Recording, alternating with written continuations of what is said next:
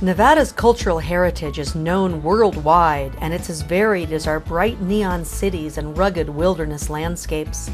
Every week, the Nevada Department of Cultural Affairs brings a piece of that heritage to your living rooms through our documentary series, Exploring Nevada.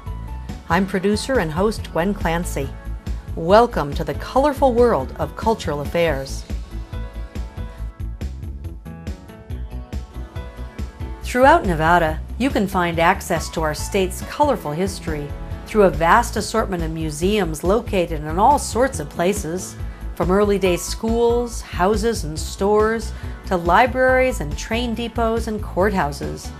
In this episode, we'll take you off the beaten track to several museums in southern Nevada that are sure to pique your interest. First, we head to Boulder City, a town located about 30 miles southeast of Las Vegas. From here in the 1930s, the federal government carried out a massive public works project to tame the mighty Colorado River. A good 70 years have elapsed, but the story is still very much alive in this part of Nevada.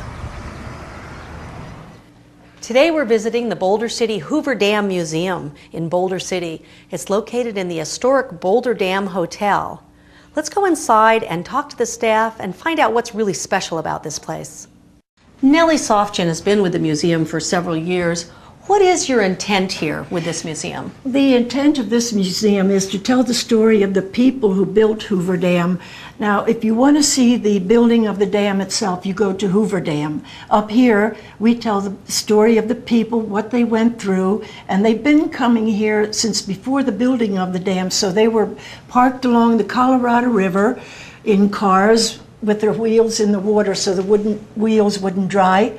And bringing their families too. Yes, oh yes. And they had cardboard shacks to live in until something more substantial came along.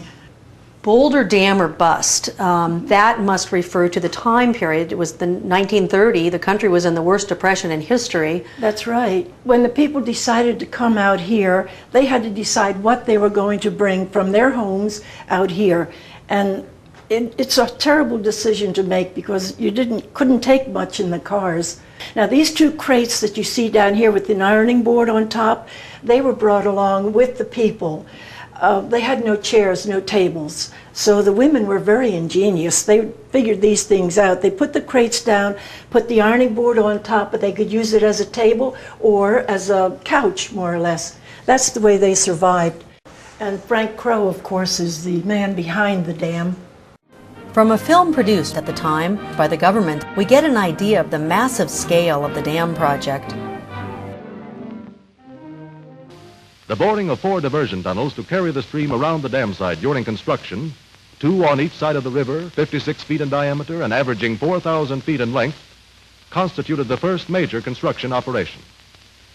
The drilling jumbos used on this job were mounted on motor trucks to facilitate handling, and were capable of driving from 24 to 30 powder holes into the heading simultaneously by means of drifter drills. After the powder holes had been drilled and the rock blasted, power shovels and trucks moved into the tunnels for the purpose of removing the shattered material. An unbroken parade of heavy-duty trucks, each handling from 8 to 10 tons of rock, labored up over the steep roads cut into the canyon walls to dispose of the material in the gulches adjacent to the dam site. This phase of the task, which entailed the excavation and the handling of over 1.5 million cubic yards of material, was completed within a period of 13 months and was considered the most grueling portion of the work for both men and machinery. Well, you know, Nellie, what really strikes me about this whole project is, you have this incredible dam that was built, but the things like these quotations on the wall that talk about how difficult it was to be here in the summer when it was like 120 degrees. Absolutely. Now, when they were doing the diversion tunnels, the inside the tunnel itself was 140 degrees, and outside it was 120 degrees in the shade. And does this part of the museum gives a sense of being inside the tunnel? Yes. It's kind of dark in here? Yes, Well, as we know, building the dam was really a dangerous thing. We talked about the heat, and that could afflict anyone, but boy, then when you were actually working on the dam, all the things that could happen, there were a lot of deaths. What caused those? Well, most of the deaths were while they were making the diversion tunnels. When they were doing the blasting inside the tunnels, it would create more and Right, the carbon monoxide was a problem. yeah. And of course, they were using a lot of electricity too, and the lines, electrical lines, would be lying on the ground and sometimes going through little pools of water, and sometimes it would be frayed and somebody would be electrocuted. Well, and speaking of danger, look at this guy up there on the wall, a high scaler, I think they called him. Yes, that's true. He's sitting on a bosun chair, which is an old Navy type chair, and they have ropes attached to the top of the mountain there. He'd be having a jackhammer and blasting into the side of the wall, and this way they'd kind of smooth it down, because the mountain wall had to be very smooth before they could start building the dam. Well, this, of course, your museum can't do it justice, but there's no way. I mean, the wall is so huge there. Oh, they had more than one high scaler. A lot of them were on the other side, and they had sometimes scrape the wall so that it would be smooth as could be. After the blast, these acrobatic workmen, known in construction camp parlance as high scalers, swarmed over the face of the cliff to remove the fragments of rock shattered and loosened by the upheaval of the explosion. Only in this manner could the walls be successfully cleared of debris. Swinging in bosun's chairs from the canyon's rim, these daredevils were protected in their hazardous work by hard helmets, safety ropes, and other safety appliances. And the kinds of things that happen, I mean, you read these headlines that are, you have some of the quotes on the wall. I mean, things like people falling. Yes, that's true. They have.